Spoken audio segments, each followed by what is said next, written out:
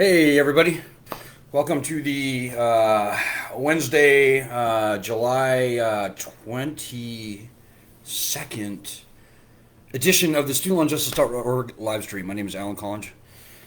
I'm the founder of StudentLoanJustice.org. We are the oldest, largest, and really the only citizens group actually fighting for student loan justice. Student loan injustice began with the removal of standard bankruptcy protections from student loans.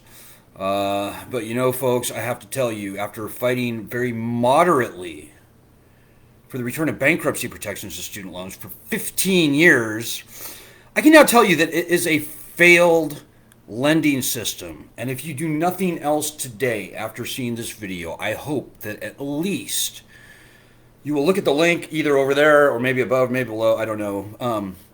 Sign our petition. We are calling on the president to cancel all federally held student loans by executive order.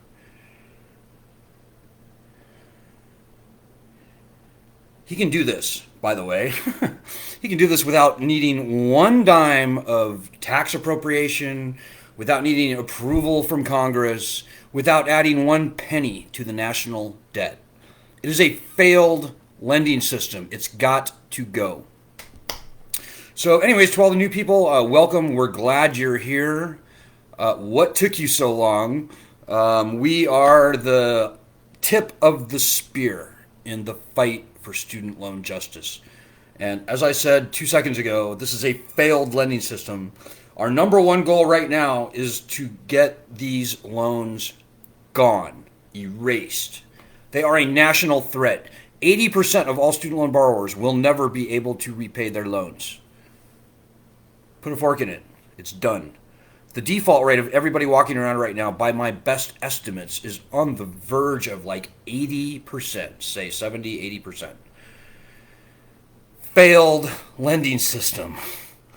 Nobody is paying on their loans right now, and if you think that everybody is going to very happily resume paying on their loans come September 30th when the suspension is over, you have another think coming. But you know, we can get this problem solved by election day in November. I think November 3rd or something. We can get this done, and we are working 100% towards that end. We also are pushing, maybe less than 100%. We also are pushing, maybe to a lesser extent, for the passage of two key bills, S 1414 in the Senate and HR 2648 in the House.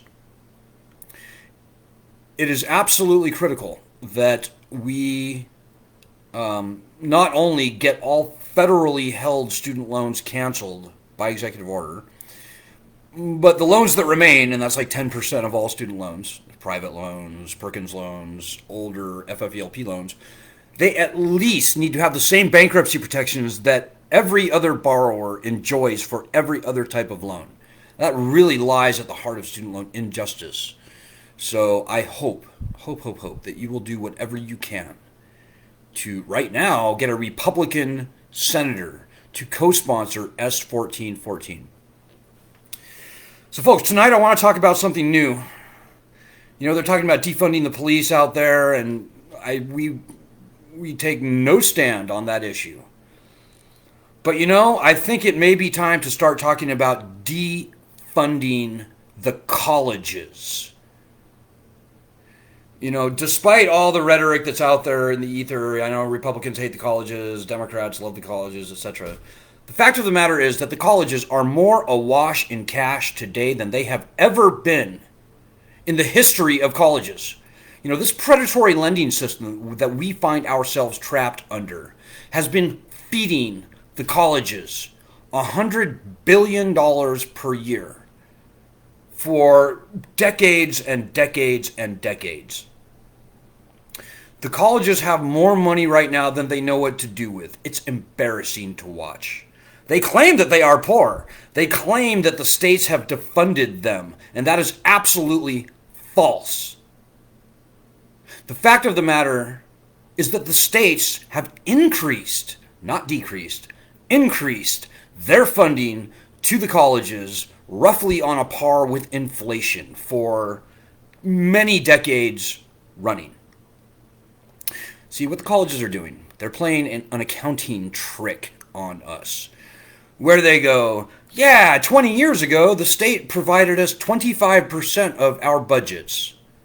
Today, the states only provide like 10 or 8% of our budgets. But the reality is that the states have increased their funding year after year after year to the colleges. What the colleges are doing is pointing to the fact that they spend way more money today than they did 20 years ago. You know, they have to pay their college presidents $1 million salaries. Even community college presidents are making many hundreds of thousands of dollars, if not millions. They have to pay for these climbing rock walls. They have to pay for these lazy rivers. They have to pay for this Class A architecture for all the new gleaming, sparkling buildings that they're building. And on and on and on. You know, people don't realize, over the past 12, 13, 14 years, the colleges, almost universally, have begun to amass slush funds. Now, those aren't my words. Those are the words of the recently resigned rector of the University of Virginia, Helen Dragas. The University of Virginia, it turns out, had amassed a slush fund, something like $3.2 billion, maybe 2.3, I can't remember. But it was multiple billions of dollars.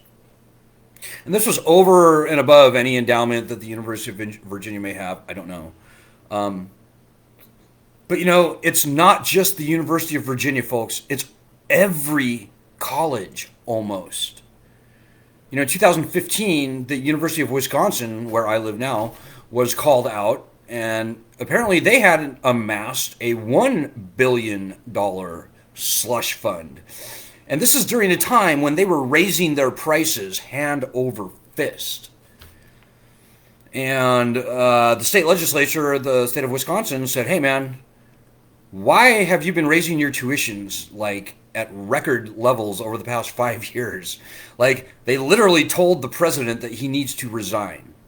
Well, the president of the University of Wisconsin got out of it. And he did that by playing the but everybody's doing it defense. And they produced similar numbers for many of their peer institutions. It's like 15, 20 schools. And what they showed was astonishing. I'm telling you, folks, the University of Texas had amassed a $15 billion slush fund. University of Berkeley, I think, was like 3-point-something billion dollars. Temple University was like $1 billion. And I'm quoting these numbers sort of off the top of my head, but they're close. They may not be exact. But, you know, my best estimate is that the colleges across the board, cumulatively, have managed to amass hundreds and hundreds of billions of dollars of unreserved assets, liquid cash for all intents and purposes. So, folks, what I'm telling you is that the colleges have become kind of like a self-winding watch. Like, even in the worst of crises, they make more money. And look at this most recent round of fiscal stimulus. I think colleges got like hundreds of billions of dollars to split between them. That's how the colleges roll. They're not interested in us, the students, who got shackled in a lifetime of predatory debt because we went to their schools. No. They're interested in their own financial interests first. We are the fodder in their cannon. And so, folks, as I said, the most important thing I've said tonight is that you need to sign our petition calling on the president to cancel all student loans, all federally held student loans, anyhow. But more than that, this is a nice opportunity not only for the president to put an end to this big government monstrosity that is enslaving us. This is also an opportunity to defund the colleges. They are making way too much money. They are charging way too much in tuition. As I said, the president could cancel all federally held student loans tomorrow. He should do that and come up with a better, more efficient, less obscene model for funding the colleges. The colleges don't need $100 billion a year to educate us. The great laws of the 3 laws of physics, mass, momentum, and energy, have not changed much over the years. Einstein's equations have not changed much. The great mathematical forms, the great works of Shakespeare, they have not changed that much over the years. In fact, they have not changed at all. So what has changed about college? What has changed is the price.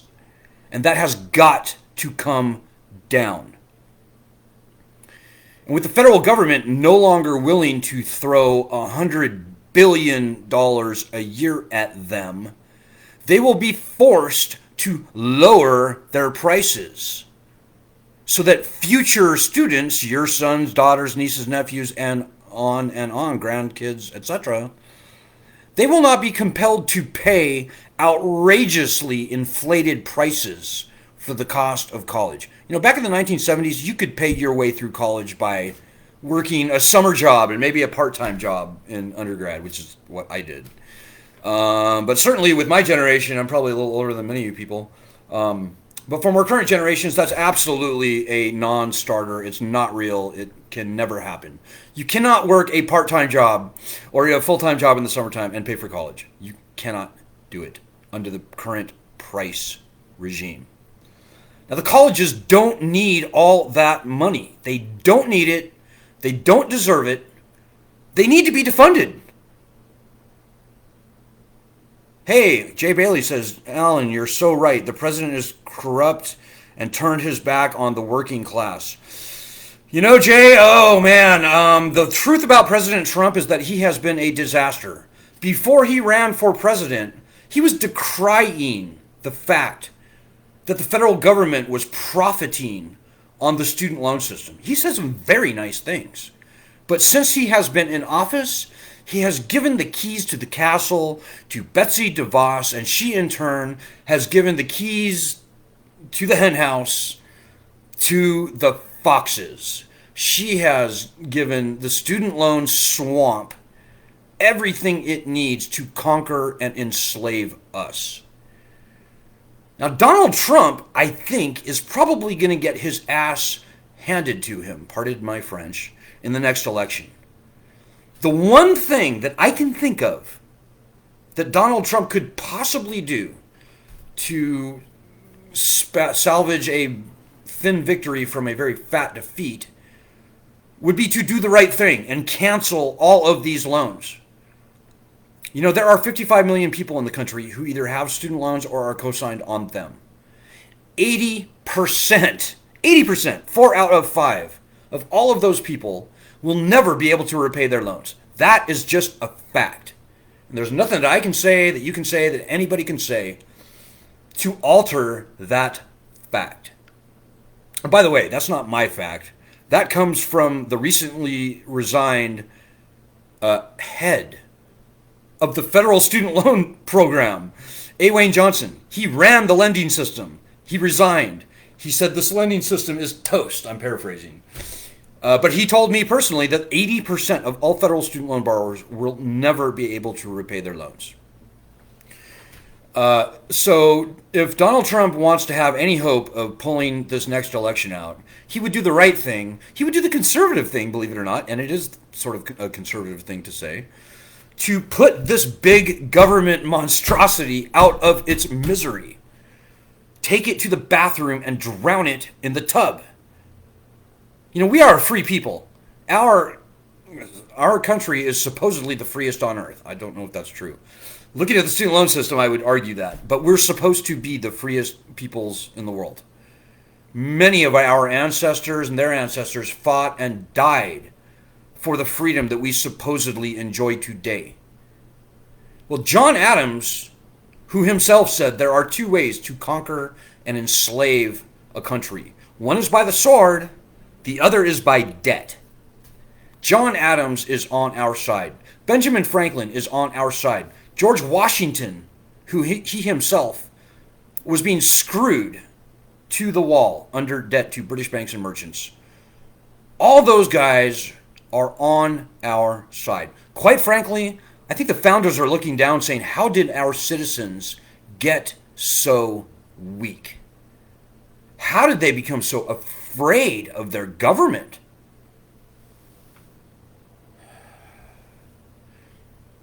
You know, when the citizens fear the government, that's tyranny. It's not freedom, it's tyranny. When the government fears the people, that's liberty. And so I'm here to tell you folks, if you care at all about your student loans, you will do two things, maybe three. First thing, you will sign and share the shit out of our petition, pardon my French. We are the only group in this nation of any significant size actually fighting this battle. You will tell everybody you know to join our group, certainly to sign our petition. You will get a Republican senator. Even if you have to be nasty and rude and strong and persistent and a bulldog about it, you will get them to co-sponsor S1414. And maybe the third thing I would say is that if you can please call the media. We don't care if it's Rush Limbaugh or MSNBC or Al Jazeera or anything in between. We've been on all those shows, by the way. Get the media to report on our petition. We need to make this a presidential election issue. Joe Biden is making this lame, half-hearted attempt to claim that he is for loan cancellation, but it's just nonsense. You know, we supported Elizabeth Warren and Bernie Sanders, but I'm telling you folks, all the Democrats' plans for loan cancellation are nonsense. We need to get this issue as it really needs to be up on the public stage. And we're getting there. I mean, so far our petition has been covered by Fox News, by Minneapolis Public Radio, or Minneapolis Progressive Radio. We should be getting a mention in Rolling Stone magazine pretty soon. Many other media outlets, but we need more media coverage. The media should really be our friend on this. So call the media. Think of a reporter that you like. Think of a TV station that you like, local or national, doesn't matter.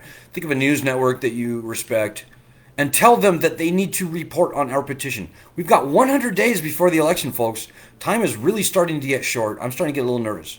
We've got 332,000 signatures on our petition, which is not bad. But, you know, we really should have 30 million people on our petition, because there are 44 million people in the country who are freaking out about their student loans. You know them. If you know 5 people with student loans, 4 of them will never be able to repay their loans. And they're freaking out, whether they admit it to you or not. They need to know about us. So I don't know what more I can tell you to compel you to put a little effort into this. This is a grassroots movement.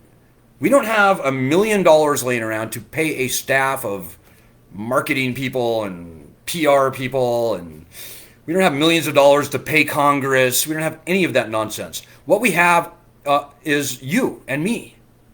People, normal people. We can make phone calls, we can send emails, all that stuff is free. But it starts with you. Because after having done this for 15 years, I can tell you that as long as you sit on the sidelines, wait, watch, worry, and hope and pray that somebody else pulls your weight for you, it's not going to happen. We'll be here 10 years from now, we'll be slaves. Don't do that. It's against your self-interest. You know, the country, as corny as it may sound, as unlikely as it may sound, the country actually needs you to step up and fight this fight. I've already told you what to do. I'm not going to say anything more. I will only say get to it and let us know as you make accomplishments. We stand at the ready to do interviews with media. We stand at the ready to do conference calls with primarily the judiciary staffers of both Senate and House members of Congress. We will support your efforts in any way that we can, but it starts with you. So watch this video again if you need further instructions. I've said everything I can for tonight. I'll be back on Friday. Ed should be here tomorrow. But hang in there, folks. We are all in this together. Let us hang together, lest we all hang separately. Have a great night, folks. Peace.